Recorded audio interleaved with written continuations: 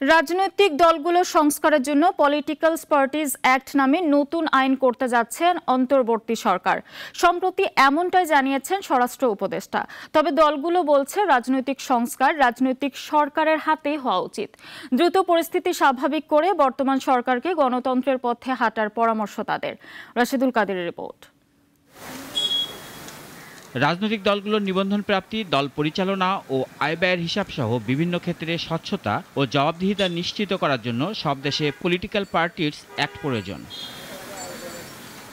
দেশের রাজনৈতিক দলগুলোর জন্য এই আইন কার্যকর আছে। তাহলে নতুন আইন কেন? সম্প্রতি স্বরাষ্ট্র উপদেষ্টা অবসরপ্রাপ্ত ব্রিগেডিয়ার এম সাখাওয়াত হোসেন বলেন, রাজনৈতিক দলগুলো স্বেচ্ছাচারীভাবে চলছে। তিনি যোগ করেন, আইন করে দলগুলোকে কাঠামোর মধ্যে আনা হবে যাতে তারা স্বৈরাচারী হয়ে উঠতে না পারে। নতুন আইনের ব্যাপারে যে তারা কঠোর তাও স্পষ্ট করেছেন তিনি।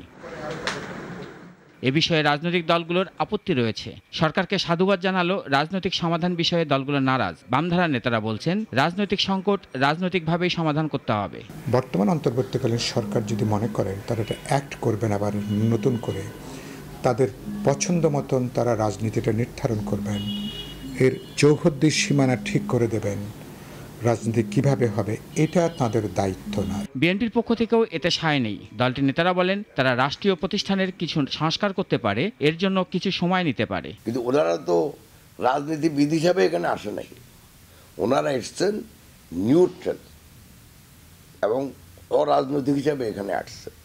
তো ওনারা যদি বলেনও রাজনৈতিক সংস্কারে হাত দিবেন, এটা কতটুকু যুক্তিসঙ্গত বা কতটুকু ওনারা করতে পারবেন। রাজনৈতিক দলের নেতারা বলছেন, শুধুমাত্র নির্বাচনের পরিবেশ তৈরির জন্য যতটুকু সময় নেওয়া প্রয়োজন তা নিয়েই সরকারের গণতন্ত্রের পথে হাঁটা উচিত।